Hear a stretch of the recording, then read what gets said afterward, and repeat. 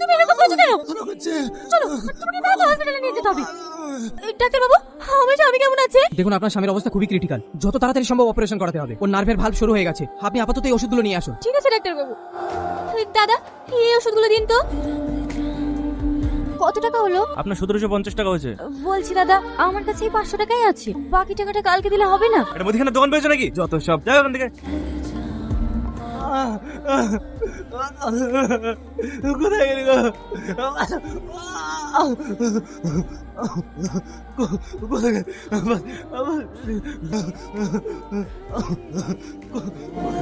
দাদা, আমাকে ওষুধগুলো দিন না। আমি কালকে আপনাকে সব টাকা দিয়ে দেবো। না না, ধার হবে না, যাও। আমাকে কিছু টাকা দিন না, আমার স্বামী ভীষণ অসুস্থ। ধরো সকাল হলে কাজের সময় এসে কাজ হয়।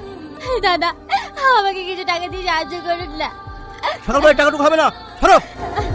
দাদা, দয়া করে আমাকে কিছু টাকা দিন না, আমার স্বামীর ওষুধ কিনতে হবে। সকাল সকাল কোথা থেকে চলে আসে? যাও এখান থেকে।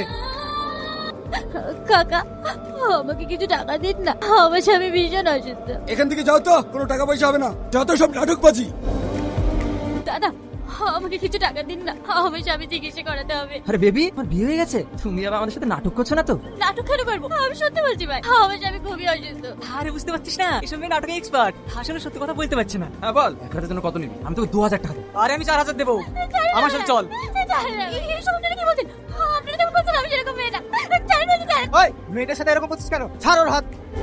কি হয়েছে তোমার? ওরা তোমার সাথে এমন ব্যবহার করছিল কেন? আমার স্বামী প্রচন্ড অসুস্থ। ওদের সাথে কিছু টাকা চাইতেই ওরা আমার সাথে এরকম অসভ্য দাবি করছিল।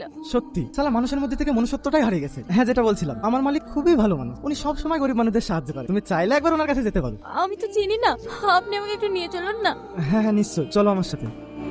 গত মাসে যে একটা নতুন মেয়ে আনবি বললি, সেটার খবর কি হলো? পুলিশের চাপে দাদা তুলতে পারিনি। দাদা, বাহ, খুব টেস্টি তো। তুই তো দারুণ কাজ করেছিস রে। হ্যাঁ, যা, তোর এই মাসে ডবল প্রমোশন। দাদা, আমার স্বামী ভীষণ অসুস্থ, ও হসপিটালে ভর্তি আছে। আমাকে কিছু টাকা দিন না। অবশ্যই টাকা দেবে। তোমার এত সুন্দর রূপ, এত সুন্দর যৌবন, আর তোমার স্বামী বিনা চিকিৎসায় হসপিটালে ছটফট করবে, এটা তো আমি হতে দিতে পারি না, তাই না? এসো। এসব আপনি কি বলছেন? ছাড়ুন আমাকে, ছাড়ুন আমাকে। তোমার স্বামী চিকিৎসা করাতে হবে না? দয়া করে আমাকে ছেড়ে দেন। এক। না,